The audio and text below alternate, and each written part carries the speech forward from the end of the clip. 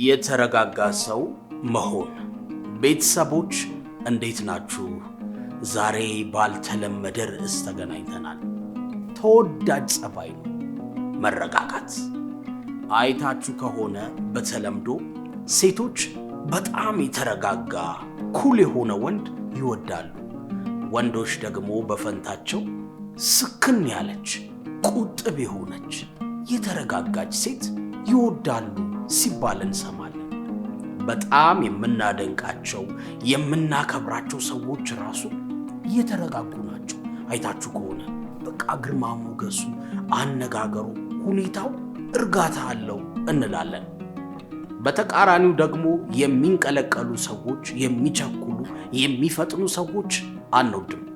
የሆነ ሲንቀለቀል የሚያጭበረብረኝ ነው የሚመስለኝ፣ ሌባ ነው የሚመስለኝ፣ ኧረ እኔ ቀልቤ አልወደደውም እንላለን። የምንወዳቸው ሰዎች እንኳን ቢሆኑ ለቁም ነገር አናስባቸውም። ፍጥን ካሉ ቀልባችን ያወዳቸው በቃ ከመጀመሪያው። የተረጋጉ ሰዎች ግን ቀልብ ይገዛሉ፣ ስሜት ይገዛሉ። አንዳንድ ሰው በጣም ከመቸኮሉ የተነሳ ሻይ ሲያማስል እንኳን ደወል የሚደውል ነው የሚመስለው። አንዳንድ ሰው ደግሞ ሲናገር በጣም ከመቸኮሉ ስሜታዊ ከመሆኑ የተነሳ አይናችሁን ሊያጠፋው ነው የሚደርሰው እጁ ሲወራጭ። አንዳንድ ሰው ብዙ ከተናገረ በኋላ ነው የሚያስበው፣ ወይ እንዲህ ባልናገር ኖሮ እኮ ብሎ ይቆጨዋል። መልሶ የሚያስበው ከተናገረ በኋላ ነው። የዚህ ቪዲዮ ዓላማ በሰዎች ለመወደድ ብለህ እንድትቀየር አይደለም፣ ለራስህ ስትል እንድትቀየር ነው። ካልተረጋጋ የምትቸኩል ከሆነ ፍጥን የምትል ከሆነ የምትወስናቸው ውሳኔዎች ብዙ ጊዜ ስሜትህን ይጎዱሃል። ኢሞሽናል ኢንተለጀንስ ወይም የስሜት ብስለት መረጋጋት ይጠይቃል። አየህ፣ በፍቅር ህይወትህ ካልተረጋጋ፣ ስሜታዊ ከሆንክ፣ ቶሎ የምትናደድ ከሆንክ ራስህን ትጎዳለህ። በስራ በትምህርትህ ስኬታማ ልትሆን የምትችለው በጣም ተረጋግተህ የምታስብ የምትወስን ከሆነ ነው። መረጋጋት ስማርት ያደርግሃል። ለመተግበር የሚመቹ በጣም ቀለል ያሉ አጠር ያሉ አሪፍ መፍትሄዎችን ይዤላችሁ መጥቻለሁ። እንደምትወዷቸው እንደምትተገብሯቸው እርግጠኛ ነኝ። መረጋጋት በጣም የሚገርም ስሜት ይሰጥሃል። እኔ ለራሴ ተጠቅሜያቸው በህይወቴ ውስጥ ብዙ ለውጥ አይቻለሁ። ስትረጋጋ ብዙ ነገር አይገርምህም። በቃ የምትወስናቸው ውሳኔዎች ብስለት አላቸው። በስራ ይሆናል፣ በፍቅር ግንኙነት፣ በማንኛውም ጉዳይ ላይ ስትረጋጋ ህይወትህን ትቀይራለህ። አብራችሁን ቆዩ።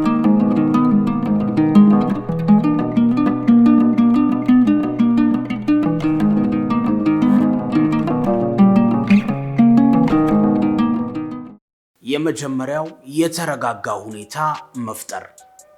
አይታችሁ ከሆነ ብዙ ጊዜ መንፈሳዊ ቦታዎች ላይ ስንሄድ ወይ ፓርኮች ውስጥ ስንገባ ስሜታችን መታደስ ይጀምራል፣ መንፈሳችን ይረጋጋል። ለምን ይመስላችኋል? ቦታው ራሱ ሁኔታው ራሱ መንፈስ ስለሚያረጋጋ ነው። መቼም ቤተ ክርስቲያን ወይ መስጊድ ሄደህ የሚያማርር ሰው አታይም፣ የሚያመሰግን እንጂ። ቦታው ራሱ ስሜቱ ራሱ ሁኔታው ራሱ አንተን ያድስሃል። ብሶት የምትሰማ ከሆነ ምድራዊ ሐሳብ ምድራዊ ችግር ብቻ የምታደምጥ ከሆነ መንፈስ ሊረጋጋ አይችልም። እስኪ አስበው፣ በስልክህ ምንድነው የምታየው? በየቀኑ ምንድነው የምትሰማው? ወየውላችሁ፣ አበቃላችሁ፣ አለቀላችሁ፣ የዚች ሀገር መጨረሻ የሚሉ ሐሳቦችን እየሰማ እንዴት ትረጋጋለህ? አየህ፣ የምትሰማው ነገር ሁኔታዎች ራሱ የምታያቸው ነገሮች መቀየር አለባቸው። ሁለተኛው ጠዋትን ማሳመር ነው። ጠዋትህ በጣም የተረጋጋ ከሆነ በጥሩ ሙድ ከጀመርከው ሙሉ ቀን ያማረ ይሆናል። ያ ሲደጋገም ህይወትህ የተረጋጋ ይሆናል። ፈርስት ኢምፕሬሽን ኢዝ ላስት ኢምፕሬሽን ይባላል። በቃ ጠዋት አጀማመርህ ማማር አለበት። ብዙ ሰው አርፍዶ ይነሳል። ከዛ ተጣድፎ ወደ ስራ ይሄዳል። ስክም እያለ አያመሰግን፣ አይጸልይ፣ ሻወር አይወስድ፣ ዝም ብሎ ይቀላቀላል። ስራ ቦታ ይገባል። ቀኑን ሲያማርር፣ ፀሐዩን ሲወቅስ፣ መስሪያ ቤቱን ሲያማርር፣ ደሞዙን አስቦ ሲያዘን ይውላል። ትንሽ የሚያደነዝዘው ሁሉን የሚያስረሳው ስልኩ ነው። ስልኩን አውጥቶ ሶሻል ሚዲያ ሲጠቀም ይውልና የሥራ መውጫ ሰዓት ሲደርስ ይወጣል። እግረ መንገዴን እንደው ፉት ልበል ብሎ የሆነች ነገር ቀመስ አድርጎ ወደ ቤቱ ይገባል። ራቱን እየበላ ቲቪ ያያል። ከዛ ይተኛል። በማግስቱ እንደዛው አርፍዶ ይነሳና የትላንቱን ይደግመዋል። ይሄ ህይወቱ ነው። ስለ ነገ አያስብ፣ አይረጋጋ፣ ህይወቱን አይቀይር። ትዳሬን፣ ገቤን፣ ህይወቴን እንዴት ላሳምር አይልም። ለምን? ጠዋቱ አያምርማ፣ አጀማመሩ አያምርም። ለዛ ነው አጨራረሱም አያምረው። የሆነ ቀን እኮ ቢረጋጋ፣ የሆነ ቀን ስክን ቢል ህይወቱን የሚቀይር ሐሳብ ሊያስብ ይችላል። ብዙ ሰዎች ህይወታቸውን የሚቀይር ሐሳብ የሚያስቡት ከተረጋጉ ነው። የራስህን የቤተሰቦችን ህይወት መቀየር ከፈለክ ቀንህን ማረጋጋት አለብህ። ቀንህ የሚረጋጋው ጠዋትህ ካማረ ብቻ ነው። ጠዋት ተነስ በጊዜ፣ ጸሎትህን አድርስ፣ አመስግን፣ ስፖርቱን ስራ፣ ሻወሩን ውሰድ። ከዛ በኋላ ወደ ስራህ እንኳን ስትሄድ ፈገግ እያልክ ነው። ምንም ነገር አታማርርም። የተረጋጋ ህይወት ይኖርሃል ጠዋትህ ካማረ። ሶስተኛው በጥልቅ መተንፈስ ይባላል። የአሜሪካ የባህር ኃይል መርከበኛ ነው። ከባድ ጦርነት ላይ ነው። መርከቡን እየነዳ በጣም ብዙ ፍንዳታዎች አሉ። እሱ ሐሳቡ ሌላ ነገር ላይ ነበር። በቃ ተኩሱ ረብሻው ላይ ነበር። የሆነ ሰዓት ወደ ታች ሲያይ ከታች እግሩ ተሰብሯል። ደም በደም ሆኗል። አላወቀም ነበር። በጣም ደነገጠ። ራሱን ሊስት አለ በድንጋጤ። ከዛ ግን አንድ ነገር አስታወሰ። ውትድርና ሲሰለጥኑ እንደዚህ አይነት ከባድ ችግር ሲፈጠር ምን ማድረግ እንዳለባቸው የተናገራቸውን አስታወሰ። ምን አረገ መሰላችሁ? አየር በጣም በጥልቀት ወደ ውስጥ አስገባና ወደ ውጭ አወጣ። 2-3 ተነፈሰ። ከዛ ተረጋጋ። ከዛ ምን አረገ መሰላችሁ? እግሩን ተወውና የተጎዳው የደማውን እግሩን ተወውና መርከቡን አስተካክሎ ማድረግ ያለበትን አደረገ። ለጓደኞቹ ሽፋን ሰጠ። እየተተኮሰባቸው ነበር፣ አዳናቸው። ህመሙን ሁሉ ውጦ ትልቅ ጀብዱ ፈጸመ በጦር ሜዳ ላይ፣ ያውም በባህር ጦርነት ማለት ነው። ዓለም ከማይረሳቸው በጣም ከሚጠቀሱ የባህር ኃይል የጀግንነት ታሪኮች ውስጥ አንዱ ነው። ይሄ ሰው ይሄንን ታላቅ ጀግንነት የፈጸመው አንድ ቀላል ነገር አድርጎ ነው። በጥልቀት ተንፍሶ እሱን ደጋግሞት ነው። አየህ፣ አንተም ከባድ ችግር ውስጥ ትገባለህ። የሚያስጨንቁ፣ የሚያናድዱ፣ ከመረጋጋት የሚያወጡ፣ ስሜትን የሚረብሹ፣ በቃ እንድትቸኩል የሚያደርጉ ወቅቶች ይመጣሉ። በቃ በጥልቀት አየር ወደ ውስጥ አስገባና አስወጣ።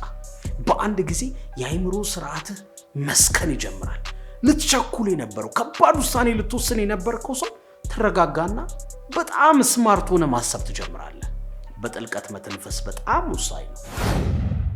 አራተኛው ከባዱን ስራ ማስቀደም ይባላል። ብዙ ጊዜ በጣም የሚጨንቅህ፣ እንድትቸኩል፣ እንዳትረጋጋ የሚያደርግህ በጣም ከባድ ስራ ካለብህና ካልሰራህ ነው። አይምሮህ ራሱ አያርፍም። ስትዝናና እንኳን ወይ ያንን ነገር ሳልጨርሰው ይላል። ስሜትህ ይረበሻል።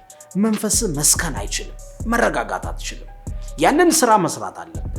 ስለዚህ ሁልጊዜ በጣም ከባድ የሚባለውን ስራ አስቀድመ ስራ። እንደውም ብራያን ትሬሲ የተባለ ትልቅ ሞቲቬሽናል ስፒከር እና የቢዝነስ አማካሪ ኢት ዛት ፍሮግ በሚለው መጽሐፉ ምን ይላል መሰላችሁ?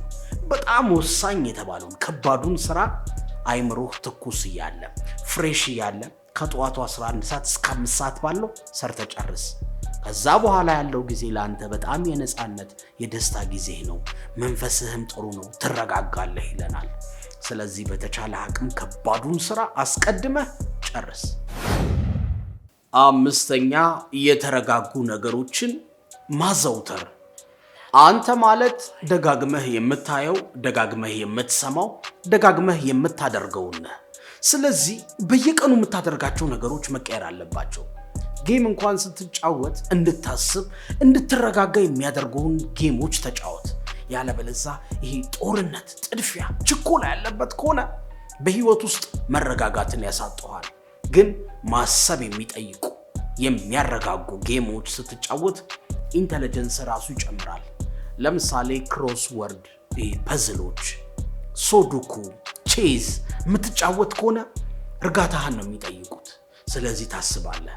ፊልሞች እንኳን ስታይ ያንተን እርጋታ የሚጠይቁ እንጂ ይሄ ጥድፊያ ያለባቸው ምንም የማይጠቅሙህን ነገሮች አትይ። የምትሰማቸው ዘፈኖች፣ የምታያቸው ነገሮች በሙሉ እርጋታህን የሚጠይቁ ብትችል መንፈሳዊ መዝሙሮችን፣ ከሃይማኖት ጋር የሚገናኙ ክላሲካሎችን አድምጥ። ለምን? አንተን ያድሱሃል፣ መንፈስህ ይታደሳል፣ ትረጋጋለህ። አትርሳ፣ በአይምሮህ የዘራኸውን በህይወት ታጭደዋለህ። መረጋጋትን መዝራት አለብህ። አዘውትረህ የተረጋጉ ነገሮችን ማድመጥ፣ ማየት፣ ማድረግ አለብህ። ስድስተኛው መረጋጋት ከፈለክ ችግሮችን የምታይበትን መንገድ ቀይር። ምን መሰላችሁ? በራስ መንገድ ብቻ ሄደህ የማትፈታቸው ችግሮች አሉ። ምን ማለቴ ነው? ለምሳሌ አረንጓዴ መነጽር ካደረግ የምታያቸው ነገሮች በሙሉ አረንጓዴ ሆነው ነው የሚታዩ። አየህ፣ በራስ መንገድ ብቻ ስታስበው ሰዎችን መረዳት አንዳንዴ ከባድ ነው። ስለዚህ በእነሱ ጫማ ውስጥ ሆነ ማሰብ አለብህ። እሱ ግን ምን እየተሰማው ይሆን? ምን እያሰበ ይሆን? ምን አስቦ ነው እንዲህ ያለኝ ብለህ በሱ ጫማ ውስጥ ሆነ ስታስብ ትረጋጋለህ። ቶሎ ስሜታዊ አትሆንም፣ ቶሎ አትወስንም። አሃ ለካ እንዲህ የተናገረኝ እንዲህ ስላሰበ ነው፣ እንዲህ ስለሆነ ነው ትላለህ። ችግሮች እንኳን ሲገጥሙ ፈጣሪ እኮ ይሄን ችግር የላከው እንድማርበት ነው፣ የሆነ ነገር እንድቀይር ነው ትላለህ እንጂ ቸኩለህ የማይሆን ውሳኔ አትወስንም። መረጋጋት ከፈለክ ችግሮችን የምታይበትን መንገድ ቀይር። በሰው ጫማ ውስጥ ሆነ በተለያየ መንገድ ለማሰብ ሞክር። ሰባተኛው መረጋጋት ከፈለክ ከስልክ ጫና ነፃ ውጣ። ምን ማለት መሰላችሁ? ስልክህን እንደምትፈልገው አድርገህ ብቻ ካልተጠቀምክበት እሱ ይጠቀምብሃል፣ ባሪያው ያደርግሃል። አንዳንድ ሰው እስኪ ጠይቁ፣ ካለ ስልክህ ለምሳሌ አንድ ቀን ብታድር ምን ትሆናለህ ብትሉት፣ አረ ሰይጣን ጆሮ ይደፈን፣ እኔ እንደዚህ እንዲሆን አልፈልግም፣ ከስልኬ መለየት አልፈልግም ይላችኋል። አያችሁ፣ ብዙ ጊዜ ስልካችን ካልጠራ፣ ቴክስት ካልገባ ዛሬ ከነጋ ማንም አልደወለም ብለን ሊከፋን ሁሉ ይችላል። አንዳንዴ በጣም ከስልካችን ጋር ተጣብቀናል። በቃ በጣም መጥፎ ስሜት ይሰማናል ስልካችን ካልጮኸ፣ የሆነ አዲስ ነገር ከሌለ። አያችሁ፣ ውስጣችን ከውጫዊ ነገር ጋር ጥገኛ ሆኗል። ለዛ ነው የማትረጋጋው፣ ችኩል የምትለው፣ ፍጥን የምትለው። ውጫዊ ነገሮች ህይወትህን ስለሚገለባበጡት ነው። ዓለም ሲገለባበጥ ውስጥህ ይገላበጣል። ታዲያ ምን ይሻላል? የሚሻለው ስልክህን አንተ ብትቆጣጠረው ነው። ምን ማለቴ ነው?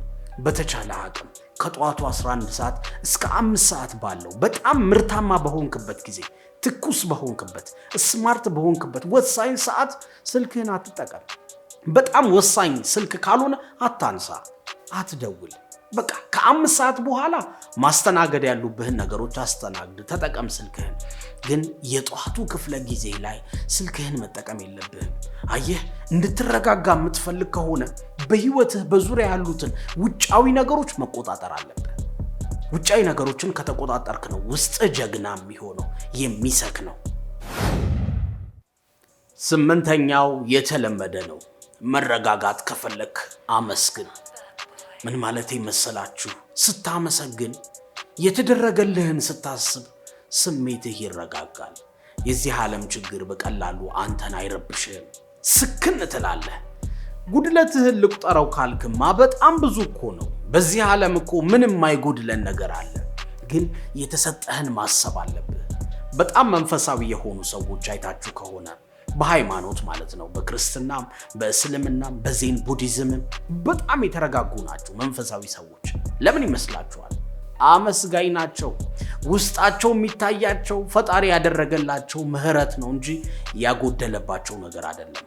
መረጋጋት ከፈለክ አመስጋኝ መሆን አለበት። የመጨረሻው የሚያረጋጉህን ነገሮች ለይተህ እወቃቸው። ምን ማለት መሰላችሁ? ሁሉም ሰው በተመሳሳይ መልኩ አይረጋጋም። አንዳንድ ሰው የሚረጋጋው ከሰዎች ጋር ሲቀላቀል ነው። በቃ ሲጫወት ምን ሲል መንፈሱ ስክን ይላል። አንዳንድ ሰው ብቻውን ሲሆን ነው፣ መቀላቀል አይፈልግም። በቃ ፓርክ ሄዶ ወይ መኝታ ቤቱ ቁጭ ብሎ ነው መረጋጋት የሚፈልገው። ለአንተ የሚሰራልህን መድኃኒት ተጠቀም፣ አንተ ነው የምታውቀው። አያችሁ፣ አንዳንድ ጊዜ ስሜት የሚሰጡህን ነገሮች፣ የሚያረጋጉህን ነገሮች አንተ ራስህ ማወቅ አለብህ። ስራዎቹን ስትሰራ፣ ግንኙነቱን ስታስኬደው ሰዎች በሚፈልጉት መንገድ ብቻ አትሄድ። እንደዛ ከሆነ ስሜትህ ይረበሻል። መረጋጋት ከፈለግ አንተ በሚያስደስት ትክክል ነው ብለህ በምታስበው መንገድ አስኪደው። በራስ መንገድ ህይወትን ቅረጻት፣ ያኔ ትረጋጋለህ። ሊቭ ባይ ዲዛይን ናት ባይ ዲፎልት ይባላል። አንተ በራስ ቅርጽ ኑር እንጂ በዘፈቀደ መጓዝ የለብህም ይባላል። ስለዚህ መረጋጋት ደግሞ ጊዜ ይጠይቃል። በአንድ ቀን የተረጋጋ ሰው ሆነ አታድርም። ማንነት ነው፣ የሚገነባ ነገር ነው። ከሰዎች ጋር ባለ ግንኙነት በህይወት በየቀኑ የምታዳብረው ነው። ግን እነዚህ 9 መፍትሄዎች ህይወት ላይ ብተገብራቸው ብዙ ነገር እንደምትቀይር እርግጠኛ ነኝ። ቤተሰቦች ካቀረብኩላችሁ 9 መፍትሄዎች መካከል እንድትረጋጉ ከሚያደርጓችሁ ከ9ኙ ሐሳቦች መካከል የትኛው ይበልጥ ተመቻችሁ? የትኛውን ወደዳችሁት? የትኛውን ስትሰሙ ነው እቺ ትጠቅመኛለች ያላችሁት?